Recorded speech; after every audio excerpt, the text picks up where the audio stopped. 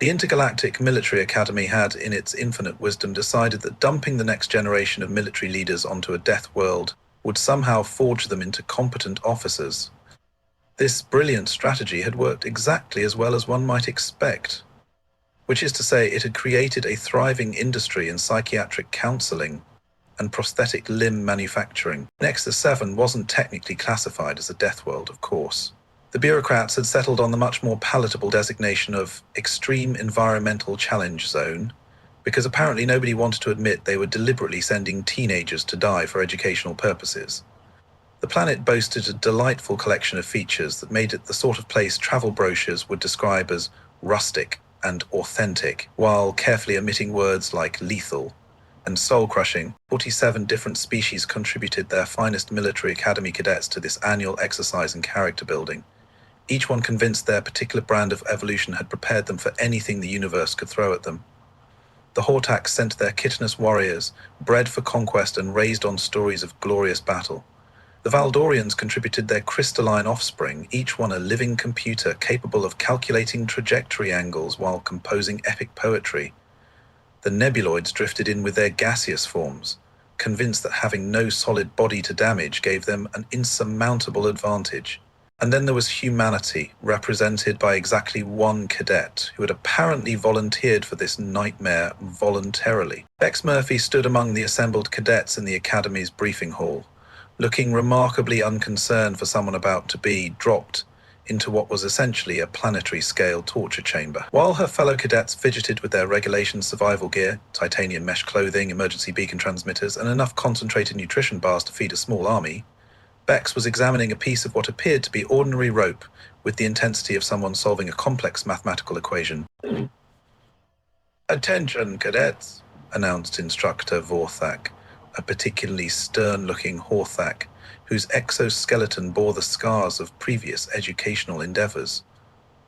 "You will spend the next 3 standard weeks demonstrating your survival capabilities on Nexus 7. The exercise parameters are simple. Survive." Commander Yex, the Horthak representative and something of a legend among military academy circles, clicked his mandibles in what passed for nervous laughter among his species. "Surely there are additional objectives, Instructor. Strategic goals? Tactical challenges beyond mere survival?" "Oh, there are challenges," Vorthak replied with the sort of smile that suggested he was about to ruin everyone's day. "The local flora includes 17 varieties of carnivorous plants, each one capable of dissolving organic matter in under 4 minutes. The fauna consists primarily of nocturnal predators that hunt in coordinated packs, and consider military-grade armor a delightful crunchy coating. The weather patterns include acid rain every 3rd day, electromagnetic storms that will fry your communication equipment, a great communication plan, the dichometric planet shamed seeming insimulate possible and temperature fluctuations that range from Arctic to volcanic, depending on the time of day. Eos, the Valdorian cadet, whose crystalline form was already beginning to dim with worry, managed to emit a sound like wind chimes in a hurricane. "Perhaps we could request additional equipment. Environmental suits? Weaponry? You have your standard survival kit," Vorthak continued, clearly enjoying himself. "1 regulation blade, 1 emergency shelter, 1 week's worth of concentrated nutrition, and 1 emergency beacon, which, I should mention, only functions if you reach the designated extraction zone alive." Flux, the Nebuloid representative, began to disperse slightly around the edges, apparently their species equivalent of breaking into a cold sweat. "How many cadets typically survive this exercise?" "Define survive," Vortlaf replied helpfully. The assembled cadets exchanged glances that ranged from horrified to quietly hysterical. This was clearly not the character-building exercise they had signed up for. This was more like a carefully orchestrated elimination process designed to weed out anyone foolish enough to pursue a military career. Bex, meanwhile, had moved on from examining her rope and was now studying the holographic display of Nexus 7's jungle terrain with the sort of focused attention most people reserve for existential crises. She traced elevation lines with her finger, noted water sources, and seemed to be making mental calculations about something that had nothing to do with defensive positions or escape routes. "Murphy," Instructor Vorthak's voice cut through the rising panic of her fellow cadets. "You seem remarkably calm for someone about to be inserted into a hostile environment." Bex looked up from the display with the sort of expression that suggested she had just been asked to explain why water was wet. "Oh, this looks like fun." The silence that followed was the sort of profound quiet that usually preceded either enlightenment or complete psychological breakdown. 46 alien cadets turned to stare at the human who had just described 3 weeks in hell as fun, their various sensory organs struggling to process what they had just heard. "Fun," repeated Commander Yex, his mandibles clicking in what might have been disbelief or the early stages of a nervous breakdown. "Sure," Bex replied, apparently oblivious to the fact that she had just shattered the collective sanity of her peer group. Trees, water, interesting weather patterns, local wildlife to observe. It's like the universe's most elaborate camping trip. "Camping?" Ears echoed, her crystalline form flickering with patterns that suggested deep confusion. "You consider this recreational?" "Well, challenging recreational," Bex amended. "The best kind." Instructor Vorthak, who had overseen hundreds of these exercises and witnessed every possible variety of pre-deployment panic, found himself genuinely puzzled by the human's reaction. Most cadets spent the briefing period calculating their chances of survival, planning defensive strategies, or quietly having emotional breakdowns. None of them had ever described the experience as a vacation opportunity. "Perhaps," he said carefully, "you misunderstood the nature of this exercise. This is not a leisure activity. This is a test of military preparedness under extreme conditions." "Right," Bex nodded. "Extreme camping." The other cadets were beginning to exhibit the physiological symptoms of species-specific panic responses. Horthat exoskeletons were clicking rapidly, Valdorian crystals were fluctuating between colors that had no names, and the nebuloid cadet was slowly expanding in what appeared to be preparation for either flight or complete dispersal. "Insertion begins in 6 standard hours," Vorthak announced, clearly deciding that further discussion would only complicate matters. "Use the time to prepare your equipment and finalize your survival strategies." As the briefing hall emptied, cadets clustering in species-specific groups to share their mounting terror, Bex remained behind, still studying the planetary data with the sort of enthusiasm usually reserved for hobby catalogs. She was already planning her hammock. The insertion went about as smoothly as dropping a collection of terrified teenagers into a hostile alien jungle could be expected to go, which is to say it was an unmitigated disaster, wrapped in military precision and garnished with barely contained panic. The transport ships deposited their cargo of future military leaders across a 50-kilometer stretch of Nexus 7's most inhospitable terrain, each cadet equipped with their pathetic survival kit and a transponder that would theoretically help rescue teams locate whatever remained of them in 3 weeks. The ships departed with the sort of haste that suggested their crews were eager to put as much distance as possible between themselves and the impending catastrophe.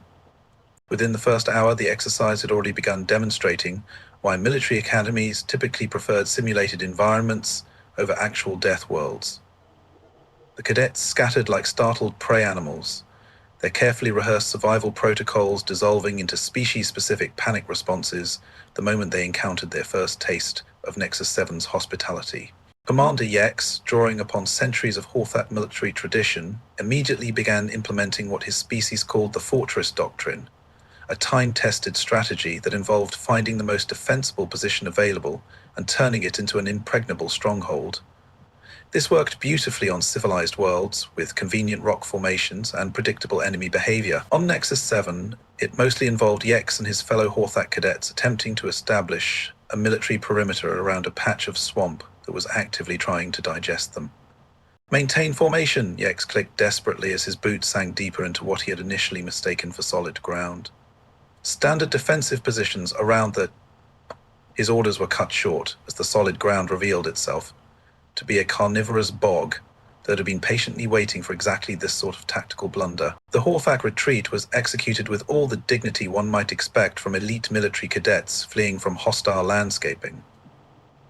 They regrouped on what appeared to be a small hill, which immediately began growing tentacles and expressing what could only be described as culinary interest in chitinous exoskeletons. Meanwhile, Eos and her crystalline companions had elected to employ superior Valdorian technology to overcome the primitive challenges of a pre-industrial Deathworld. This strategy lasted approximately 12 minutes, which was how long it took for Nexus 7's humidity to begin interfering with their sophisticated crystal matrices. "The atmospheric moisture is causing computational errors," EOS announced, her normally pristine crystalline form beginning to cloud like a fogged mirror. "Our tactical analysis systems are producing results that suggest we should surrender to the local flora and accept our fate as botanical nutrients. Perhaps we should trust the calculations," suggested another Valdorian cadet, whose crystal structure was flickering between colors that indicated either deep philosophical contemplation or complete system failure. "The calculations are suggesting we dig our own graves and season ourselves with the provided condiments," Neos replied, gesturing at what their computers had identified as flavor enhancement minerals, but which were obviously some form of digestive enzymes secreted by the surrounding vegetation. The Valdorian response to this technological failure was to cluster together in a defensive formation while attempting to manually recalibrate their biological computers. This process required absolute concentration and complete stillness, which made them perfect targets for every predator in the immediate vicinity. Flux and the other Nebuloid cadets had initially felt confident about their chances, reasoning that gaseous beings had obvious advantages in an environment where most threats were designed to affect solid matter. This optimism lasted until they discovered that Nexus 7's atmosphere contained trace elements that reacted with their gaseous forms in ways that could charitably be described as psychoactive. "I can see the mathematical structure of the universe," Flux announced dreamily, his normally coherent gaseous form beginning to swirl in patterns that suggested he was experiencing reality through a kaleidoscope. "It's beautiful, but also deeply concerning from a tactical perspective." "Focus on the mission," urged another Nebuloid cadet, though her own form was beginning to sparkle with what appeared to be cosmic enlightenment. "We need to establish a secure perimeter and—" "Oh, the trees are singing military marching songs." The Nebuloid cadets drifted through the jungle canopy like a collection of confused clouds, occasionally coalescing enough to attempt military maneuvers, but mostly just enjoying the spectacular hallucinations that Nexus 7's atmosphere was providing free of charge. Other species were faring no better. The aquatic Selkarian cadets had immediately sought out the nearest water source, only to discover that Nexus 7 streams contained mineral concentrations that made their gills burn like they were breathing liquid fire. The mechanical construct cadets from the Ferrum Collective found that the jungle's electromagnetic fields were causing their consciousness matrices to randomly play what appeared to be advertisements for luxury resort destinations. And through all this chaos, Bex Murphy wandered through the jungle, like she was taking a leisurely stroll through a particularly interesting botanical garden. She had separated from the main group within minutes of insertion, not out of panic or strategic planning, but simply because she had spotted something interesting growing between the trees and wanted to get a closer look. While her fellow cadets were busy implementing desperate survival strategies, Bex was collecting samples of local plant life with the sort of methodical enthusiasm usually reserved for hobbies. "Interesting tensile strength," she murmured, testing a vine that had been specifically mentioned in the briefing as capable of crushing reinforced armor. "And the fiber composition is remarkably consistent. This could work beautifully for load-bearing applications." She had filled her regulation survival pack with what appeared to be jungle debris, twisted branches, flexible vines, broad leaves that other cadets had learned to avoid after they started secreting digestive enzymes, and various seed pods that made ominous clicking sounds when disturbed. To any observer, it would have appeared that she was either having a complete psychological breakdown or preparing to start a very ambitious craft project. The truth was considerably more alarming. Bex had spent the first few hours of the exercise conducting what she cheerfully referred to as environmental assessment, which involved wandering through the jungle, taking notes on local resources, and testing the behavioral patterns of various flora and fauna. She had discovered that the carnivorous plants were actually quite polite about their eating habits, always giving clear warning signals before attempting to consume visitors. In the nocturnal predators were apparently diurnal nappers who preferred to be left alone during daylight hours. And the acid rain, while corrosive to most synthetic materials, was actually quite beneficial to certain types of organic matter. "This is going to be fantastic," she announced to no one in particular, examining a section of jungle canopy that offered excellent structural support and natural weather protection. "Absolutely fantastic." Approximately 6 kilometers away, Commander Yex was attempting to establish radio contact with his scattered forces, while standing waist-deep in a bog that was slowly but politely attempting to digest his armor. The irony was not lost on him that Horthak military doctrine had prepared him for every conceivable battlefield scenario except the one where the battlefield itself was actively trying to eat him. "All units, report status," he broadcast, trying to ignore the fact that his communications equipment was beginning to spark in ways that suggested imminent catastrophic failure. "Unit 7 reporting equipment malfunction and possible hallucinations," came the reply from the nebuloid position. "The local flora appears to be organizing a musical performance about the futility of military resistance. Unit 3 requests immediate extraction," reported the Voldorian group. "Our strategic analysis indicates that we are about to be adopted by a family of predatory plants who find our crystalline structure aesthetically pleasing. Unit 9 is strategically relocating to higher ground," announced the aquatic Selacharian cadets, though their transmission was interrupted by what sounded like someone gargling liquid magma. And somewhere in the distance, barely audible over the growing chaos of the military exercise, came the sound of someone humming a cheerful tune while assembling what appeared to be the universe's most elaborate treehouse. The jungle had made its position clear. The cadets were not in charge here. Bex Murphy, however, seemed to be negotiating. By the end of the first week, the exercise had settled into a rhythm that could charitably be described as controlled chaos, and more accurately be called an ongoing disaster with occasional breaks for screaming. The alien cadets had established their various survival camps with all the military precision their training demanded, which unfortunately meant they were perfectly organized for failure. Bex Murphy, meanwhile, had begun what could only be described as the most audacious construction project in the history of military survival exercises. She had selected a grove of massive ironwood trees, whose trunks were wide enough to house small shuttlecraft and whose canopy stretched nearly 200 meters above the jungle floor. The trees themselves were ancient specimens that had survived countless acid storms, predator attacks, and the general environmental hostility that made Nexus 7 such a charming vacation destination. They were also, as Bex had discovered through careful observation, home to a complex ecosystem of creatures that had learned to coexist rather than constantly try to murder each other. "Now this," she announced to a curious tree-dwelling creature that resembled a cross between a squirrel and a small dragon, "is what I call good real estate." The creature, which the Academy's xenobiology texts had classified as potentially hostile arboreal predator species 7 alpha, chittered what sounded remarkably like agreement and offered her a partially chewed fruit that was apparently considered a delicacy among the local wildlife. What Bex had started building defied every principle of military engineering, survival doctrine, and basic common sense. Using the vines she had collected as structural supports, the flexible branches as framework elements, and the broad leaves as weatherproofing, she was weaving together what appeared to be a multi-leveled hammock system that stretched between the trees like some sort of organic suspension bridge. The construction process involved techniques that would have baffled professional engineers and horrified military instructors. Instead of fighting against the jungle's natural growth patterns, she worked with them, using living branches as structural elements and incorporating the tree's natural movements into the design. Where military doctrine demanded rigid defensive positions, Bex was creating something that swayed with the wind and flexed with the storms. "The key," she explained to her increasingly numerous audience of local wildlife, "is to think of it as collaborative architecture.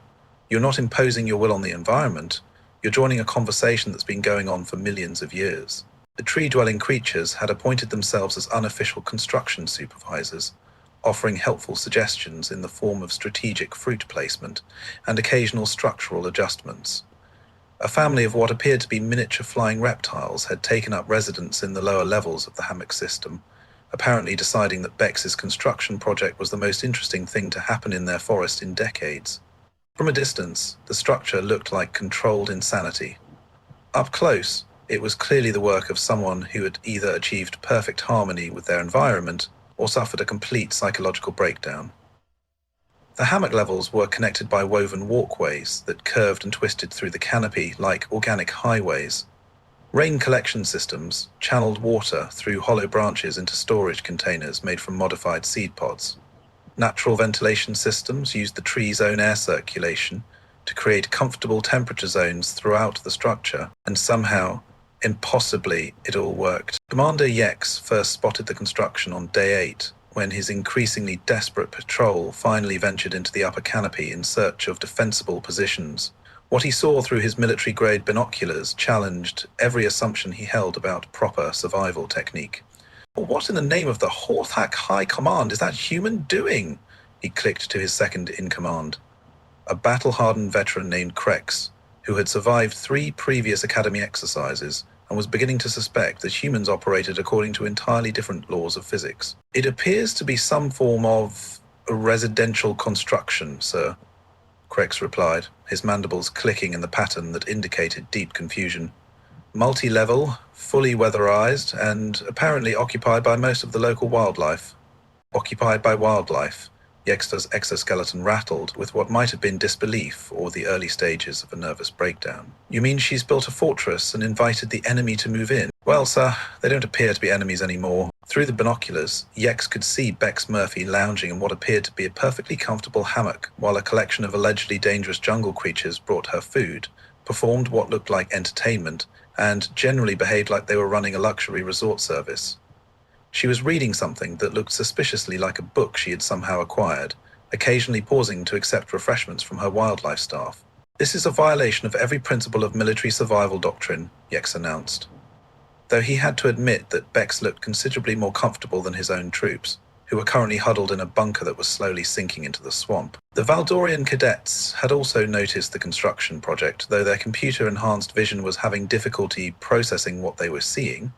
Their crystalline forms flickered rapidly as they attempted to calculate the structural engineering involved. The mathematical principles are unconventional, Eos reported, her voice carrying the sort of tone usually reserved for discussions of impossible physics. The load distribution should result in catastrophic failure, but the structure appears to be self-stabilizing through dynamic tension redistribution. Could you translate that into something resembling sense? Asked her companion, whose own crystalline matrix was beginning to emit small sparks of frustration. She's building something that shouldn't work, but it does work, and we have no idea why it works, Eos replied. Also, I believe she somehow convinced the local ecosystem to provide room service. The Nebuloid cadets, still enjoying their ongoing chemical interaction with the atmosphere, had developed their own theories about Bex's construction project.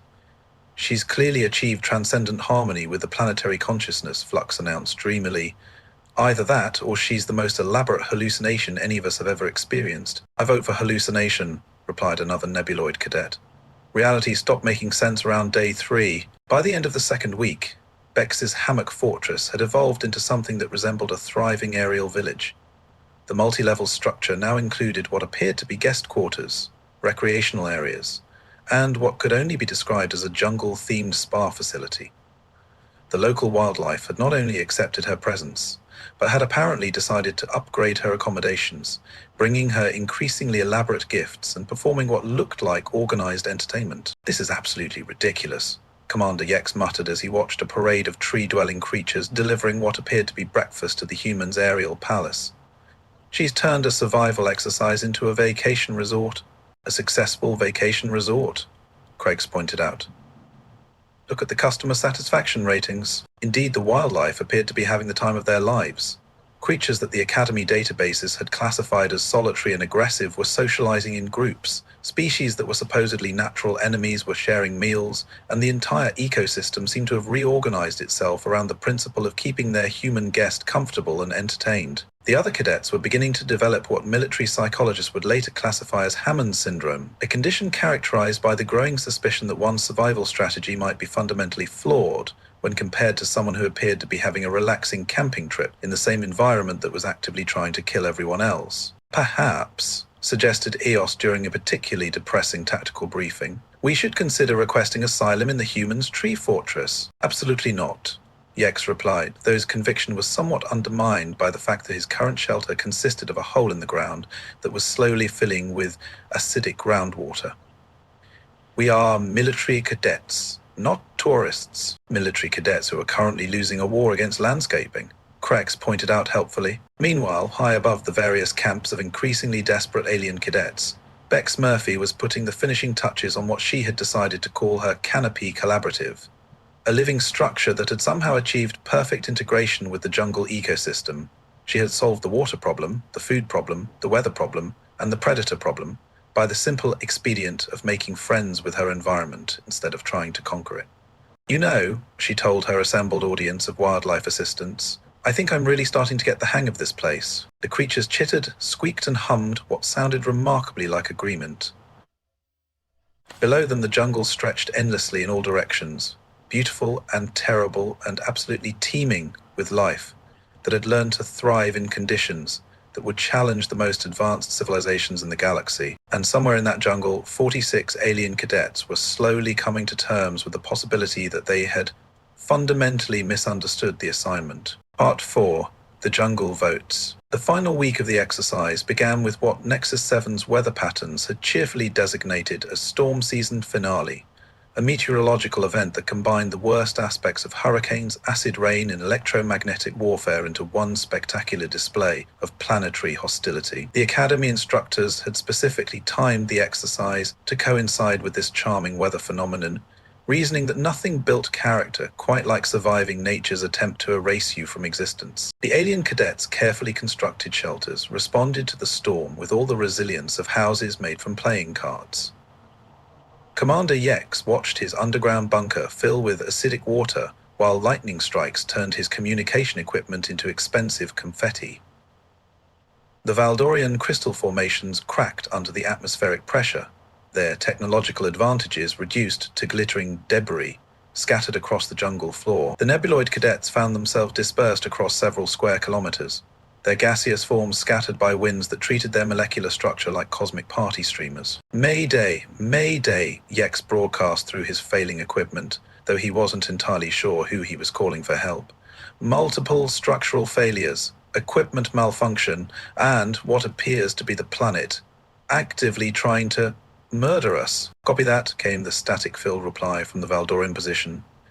We are currently dissolved in approximately 47 pieces and questioning our life choices. Meanwhile, 200 meters above the chaos, Bex Murphy was hosting what appeared to be the galaxy's most exclusive storm-watching party. Her hammock fortress rode out the hurricane like a ship designed by someone who actually understood how oceans worked. The flexible structure bent and swayed with the wind, the living supports adjusted to changing conditions, and the integrated rain collection systems turned the acid downpour into a convenient water supply upgrade. Now this is what I call weather, she announced to her wildlife companions, who had collectively decided that Beck's aerial palace was the safest place to wait out the storm. The tree-dwelling creatures had brought what appeared to be storm-watching snacks, while the flying reptiles performed aerial acrobatics that suggested they were actually enjoying the meteorological chaos. The jungle's final test came in the form of what the Academy databases had ominously labeled as the convergence, a phenomenon where every predator species on the planet simultaneously decided that the storm season was the perfect time to go hunting. Massive creatures that normally avoided each other began stalking through the jungle in coordinated packs, their electromagnetic senses honed to perfection by millions of years of evolution. The alien cadets' defensive positions lasted approximately 12 minutes against predators that treated military fortifications like elaborate serving suggestions. Underground bunkers became convenient trapdoors, crystal barriers shattered like decorative glass, and gaseous formations discovered that certain predator species found their molecular structure surprisingly nutritious. "Contact! Contact!" Yex shouted as something the size of a shuttlecraft began systematically dismantling his defensive perimeter. "We have hostile creatures that appear to be using our tactical manuals as dining recommendations." "Confirmed," replied the Valdorian position, though their transmission was interrupted by what sounded like very large teeth grinding against very expensive crystal technology. "The local fauna has developed an appreciation for our architectural choices." High above the carnage, Bex's fortress remained untouched. The predators prowled past her trees without stopping, apparently recognizing that the aerial structure was part of the established ecosystem rather than an intrusion to be eliminated. The wildlife that had taken up residence in her hammock complex chittered reassuringly at the massive creatures below, who responded with what could only be described as polite acknowledgement before continuing their hunt for actual threats. "Fascinating," Bex murmured, making notes in a journal she had somehow acquired. "Territorial recognition based on ecological integration rather than species classification.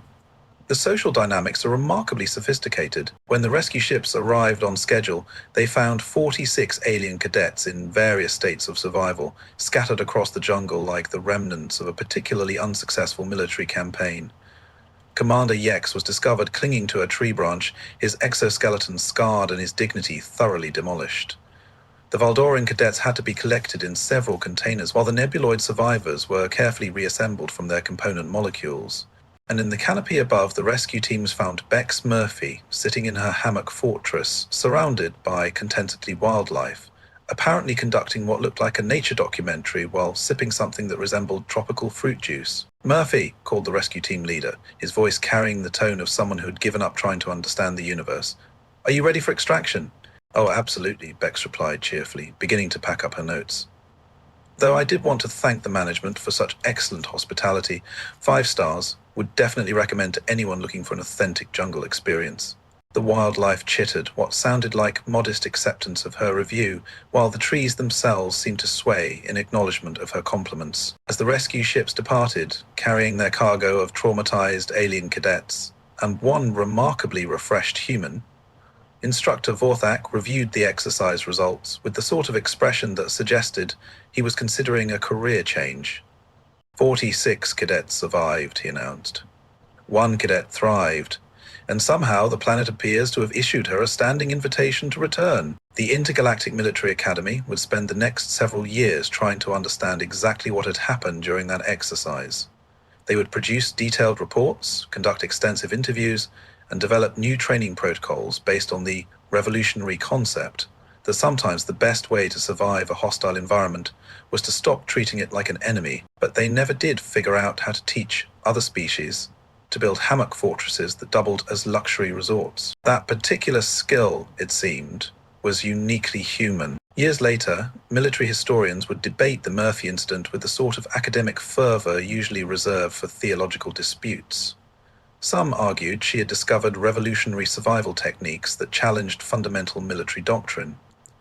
Others insisted she had simply gotten extraordinarily lucky while having a prolonged psychological episode. The truth, as Bex Murphy herself would explain to anyone willing to listen, was considerably simpler. She had treated Nexus 7 like a camping trip instead of a battlefield, and the planet had responded accordingly. Sometimes the most sophisticated military strategy was knowing when not to fight at all. The hammock remained her preferred furniture choice throughout her subsequent distinguished military career,